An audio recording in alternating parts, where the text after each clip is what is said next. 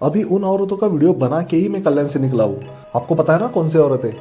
अगर आपने अभी तक नहीं देखा वो वाला वीडियो तो देख लीजिए। इसके पहले वाला जो वीडियो है ना वही है, तो वो उन्हीं के बारे में है।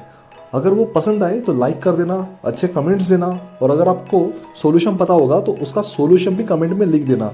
और हाँ, सब कुछ अगर सही है ना तो सब्सक्राइब भी कर ही देना चैनल को। सब्सक्रिप्शन तो भाई फ्री में है ना, इसके लिए तो तुम्हें कोई पैसे नहीं देने, ना कोई मेहनत करनी है। तो भाई कर दो ना सब्सक्राइब। देखो भाई, तुम लोग सब्सक्राइब करोगे ना तभी तो मुझे फील होगा कि तुम मेरे एफर्ट्स की वैल्यू कर रहे हो, और तभी मैं इंडिया के अलग अलग कोने में जाके ऐसे वीडियोस बनाऊंगा। अगर तुम सब्सक्राइब ही नहीं करोगे तो फिर मुझे तो यही फील होगा ना कि तुम्हें ऐसे वीडियोस का कोई लेना देना ही नहीं है, और तुम ऐसे टॉपिक्स को इतना सीरियसली लेते ही नहीं हो। तो फिर मुझे भी ऐसे ही लगेगा ना कि फिर मैं क्यों तुम्हारे लिए अपना पैसा और टाइम वेस्ट करूं। अगर तुम लोग मेरे लिए चैनल सब्सक्राइब नहीं कर सकते, जो कि फ्री ऑफ कॉस्ट है, तो फिर मैं क्यों तुम्हारे लिए अपना पैसा वेस्ट करूं।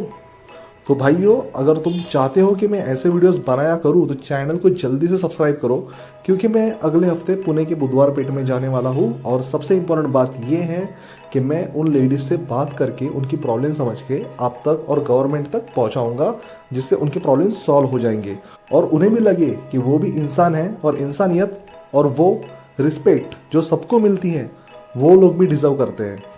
एक्चुअली ऐसी जगहों पे जाने के लिए मेरी खुद की फट जाती है, पर क्या करें, इनका प्रॉब्लम लोगों तक पहुंचाने के लिए जाना पड़ता है।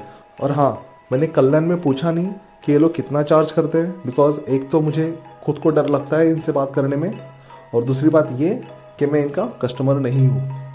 पर पुणे में डेफिनेटली ट्राई करने वाला हूँ कि इनसे बात करूँ, बस वो मेरे इंटेंशन को मिस इंटरप्रेट ना करे, नहीं तो पक्का मार खाने के चांसेस है। तो भाई, इतना रिस्क लेके मैं वीडियो बनाता हूँ तो प्लीज़ कर दो ना यार सब्सक्राइब।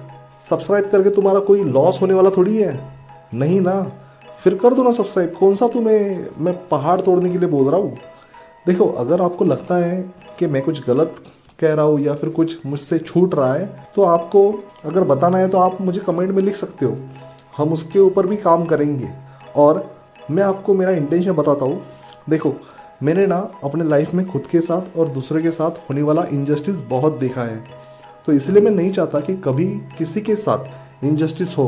और मेरा जो बैटल चल रहा है ना, वो नसीब से चल रहा है कि सबको जस्टिस मिले, किसी के साथ बुरा ना हो, सबको एक अच्छी लाइफ मिले, क्योंकि हर कोई अच्छी, पीसफुल और इज्जत की जिंदगी डिजर्व करता है। तो इस चैनल पे जितने सोशल प्रॉब्लम्स है ना, उसके बारे में डिस्कस करेंगे, और जो प्रॉब्लम जहाँ चल रहा है वहाँ जाके वहाँ का वीडियो बना के डिस्कस करेंगे। और आप सबसे रिक्वेस्ट करता हूँ कि आप सब भी मुझे मेरे इस मिशन में ज्वाइन कीजिए, ताकि इंडिया की मैक्सिमम सोशल प्रॉब्लम्स सॉल्व हो जाएगी।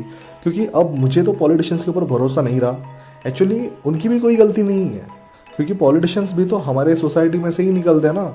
अगर सोसाइटी खराब है तो आपको अच्छे पॉलिटिशियंस कहाँ से मिलेंगे। और अगर मान लो कि कोई अच्छा पॉलिटिशियन आ भी गया, फिर भी या तो लोग उसे काम करने देंगे नहीं, या फिर उसे इलेक्शन में ही हरा देंगे। और ये मैं ऐसे ही नहीं बोल रहा हूँ। कितने सारे हाईली एजुकेटेड लोगों ने पॉलिटिक्स में आने के बारे में सोचा था, बट लोगों ने उन्हें हरा दिया। तो अब सोसाइटी को ही समझ नहीं है कि कौन हमारे लिए सही है, तो पॉलिटिशियंस को ब्लेम करके क्या फ़ायदा। इसलिए मैं सोचता हूँ कि सबसे पहले सोसाइटी सुधारनी चाहिए, और उसे सुधारना सिर्फ मेरा नहीं, आपका भी काम है, जो हम मिलके करेंगे। क्या पता शायद आगे जाके मैं खुद आपको इलेक्शन में कैंडिडेट दिखूँ, क्योंकि मेरा एक ही मोटो है कि जिस कंट्री में मैं पैदा हुआ हूँ उस कंट्री को मैं अच्छा बनाने में थोड़ी बहुत हेल्प कर सकूँ, जो अभी तो कर ही रहा हूँ, बट फ्यूचर में और भी करनी है।